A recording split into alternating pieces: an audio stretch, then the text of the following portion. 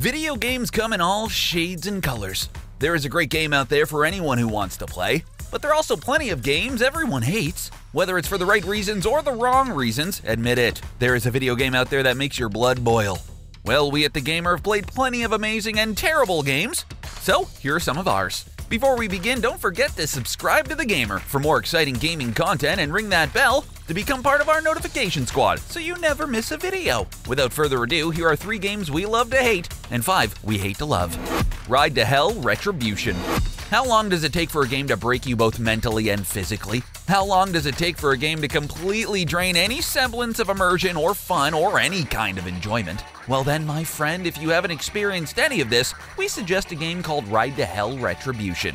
On average, a mediocre game will get 1 or 2 things completely wrong, whether it's the face animations, dubbing, garbage game mechanics, or lackluster story. Ride to Hell, on the other hand, takes everything bad games have and cranks it up to 11.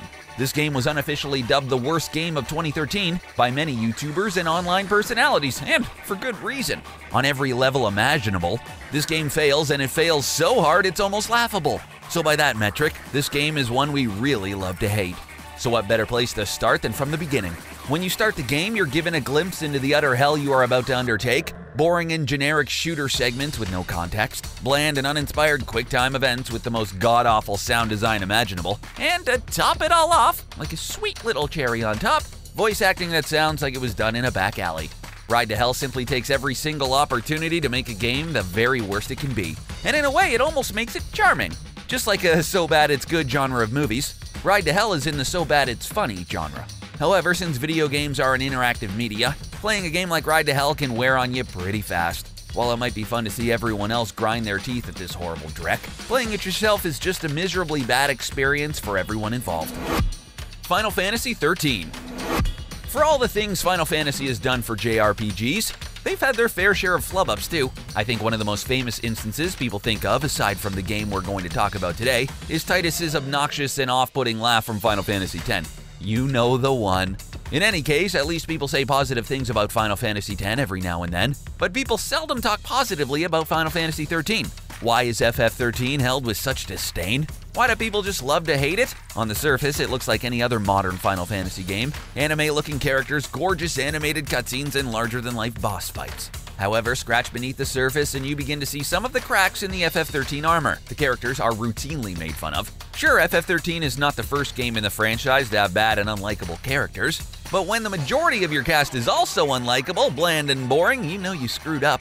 Seriously, just pick any of them and you can find something wrong. Hope, you cry too much and are just a whiny pissant.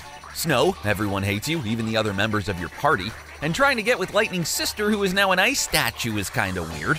Lightning, you are way too broody, even Batman's telling you to lighten up. The biggest complaint this game receives is the bland and straightforward level designs. The game is dubbed Hallway Simulator for a reason.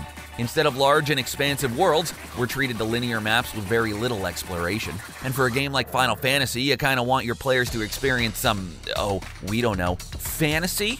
You can't really do that in a hallway, now can you? Call of Duty. Oh, you knew this one was coming. Call of Duty, the most basic of shooters. An annual series famous for doing nothing extraordinary except for appealing to the lowest common denominator. Really, what more do we say about Call of Duty that hasn't been said before? Have you seen the Infinite Warfare trailer? With over 3 million downvotes, it's one of the most disliked videos on YouTube. But why? To the untrained eye, it looks like nearly every generic Call of Duty game so far. Well, you're wrong because it's even worse. Unoriginal premise and tacky and generic visuals. Despite going into outer space, this franchise could not be bothered to bring anything remotely interesting to the table until they decided to go modern, which was perhaps their greatest and only innovation to the genre. Now they're traveling back to the past and giving us Call of Duty World War II, which is an area they thoroughly explored for nearly a decade before. Look, there's nothing inherently wrong with liking Call of Duty, but to say that franchise stands for any kind of standard in quality, well, it's just not. Plain and simple. What Call of Duty is the video game version of Keeping Up with the Kardashians. It's bloated, awful to look at, and seemingly famous only for being famous. But everyone loves it and will be forced to deal with it until the day we die. Undertale. Whoa, calm down everyone. We can already hear you loud and clear. Why is Undertale on this list? It's such an amazing game. Perhaps like the most original game out there. Well, we hate to break it to you, but if you had a thought similar to the hypothetical we just put forward, you are probably part of the reason why this game is on this list.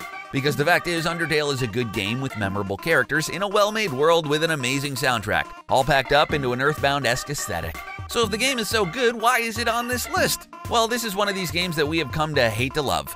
And there are just two words to explain why. The community.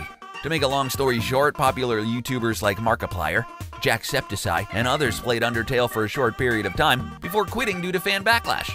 Fans cried over a host of pedantic crap. You didn't voice the characters right. Or, you're not playing the story the right way to get the best ending. In this game of branching paths and fun characters, these entitled, uncreative, hyper-whiners insisted there was only one true way to play this game. And eventually, word spread of how toxic and annoying Undertale fans can be, and it helped in slowing down the growth of the game. Unfortunate. We know Undertale is by no means the only game with a horribly toxic community.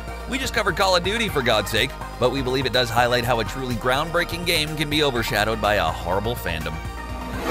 League of Legends. We know diversity in games spurs competition, and variety can give players options, but it also goes without saying those games should also be good. So League of Legends, yeah, it's not good. The game is popular, but by far from good in the context of MOBAs. For those unfamiliar, MOBA stands for Multiplayer Online Battle Arena, not to be confused with Battle Royale, which seems to be gaming's newest trend. These MOBAs are inherently competitive, and because of the need to have a high skill ceiling and balanced mechanics. On a technical level, League of Legends fails almost on all fronts as a serious contender for a competitive MOBA in the esports scene. Let's start with the most glaring flaw, the champion system. Riot Games releases champions way too often, and they are more than likely to be overpowered or completely worthless by day one. There is no in-between. Secondly, if you want to play this new champion, you have to buy it with real money. You're probably thinking, oh, but you can use in-game currency to buy champions. Well, that is true. But what people who say this fail to mention is you can buy a brand new champion, usually at 6,300 in-game currency, after maybe 50 wins in normal unranked matches. So yeah, you're better off buying them with real money if you want to use them this year. As if microtransactions and loot boxes weren't bad enough, the amount of control you have on the game is limited only to your hero. The point is, if you want a casual, non-intense MOBA, play League of Legends. If you want to play with the big boys, go with Dota, or anything else really. Nevertheless, when it comes to diversity in the MOBA genre, League of Legends is just a game we need to have. We may hate it, but it's something we can't help but hate to love. Minecraft. We have watched the cringe compilations and we know how god-awful some of the younger players can be. Come to think of it, the older Minecraft players are also kinda cringy. But more than that, we needed a game like Minecraft even if some of us hate to love it. Think back to pop and gaming culture BM, or before Minecraft. What were some of the biggest selling toys at the time? Legos and video games. But each generation comes to the next innovation in building technology and toys. It is coded into our DNA to build and create. The generation before us had Lincoln Logs and blocks. Back in the day we had Legos and now we have Minecraft. Let's be honest, if we had the technology back then to record ourselves playing with blocks and Legos, it would look rather silly. In a way, Minecraft gives us just that, a game of infinite possibilities when it comes to creating, but a very predictable fan base and target audience. We may laugh at Minecraft cringe compilations and think it's a haven for little kids with little to no social skills, and adults with a little too much time on their hands, but Minecraft was an inevitability when it comes to trends in pop culture and gaming. Dead or Alive. Having a game you hate to love can mean many different things. Perhaps you like a game, but deep down you know it's terrible and shouldn't enjoy it. You only play it in the privacy of your own home away from prying eyes. In many cases, Dead or Alive Extreme and games like it are what is known as guilty pleasures. Something you know is flawed in some way, but you play because, for whatever reason, you find joy in it. Now, we at TheGamer aren't judgmental. We have chosen DOA merely because of its place in gaming as a TNA kind of game, with sexploitation, comically exaggerated jiggle physics, and taking girls from a fighting game into a softcore porn game, where all you do is oogle scantily clad girls made of ones and zeros. Deep down, there's something telling us we are better than this, but after logging in 10 hours, you're not so sure. In moments like these, it's best to remember that, at the end of the day, you do you. While some may want to shame you into not playing these games, we think as long as you're playing the games you love, guilty pleasure or not, play away. Assassin's Creed. Let's end off on a good one. Assassin's Creed has created a legacy of doing all that it can to remove the play from the very concept of fun. Now hold your horses on those hate comments, folks. At least hear us out so you can call us out specifically. While each game tries to improve on the previous installment with bigger maps and quests, they fail to put anything in those giant maps to make the world feel lived in. The game sells itself on living the life of a period piece fantasy assassin, but it also takes you into a needlessly complex and downright ridiculous storyline about intergalactic beings creating humanity and having some boring generic guy be the main character and go back to the past for, reasons. Let's put it this way. If you remove the space gods and all that pseudo-time travel horse shit, will you still have a decent game? If yes, then why have it in? And if not, then what good is a game with a needlessly complicated story and increasingly boring mechanics and action? The funny thing is, these games still sell incredibly well, which shows us it's a game everyone hates to love. And poor Michael Fassbender, my god, that was an awful movie. When talking about stories that make no sense, Kingdom Hearts comes to mind, but hey, at least they know how to have fun with their game. We rest our case. Those were just some of the games we have very strong opinions on. What did you think? What games just make your blood boil? What games are you embarrassed to enjoy? Let us know down in the comments section below. Be sure to subscribe to The Gamer for more exciting gaming content. Thanks for watching.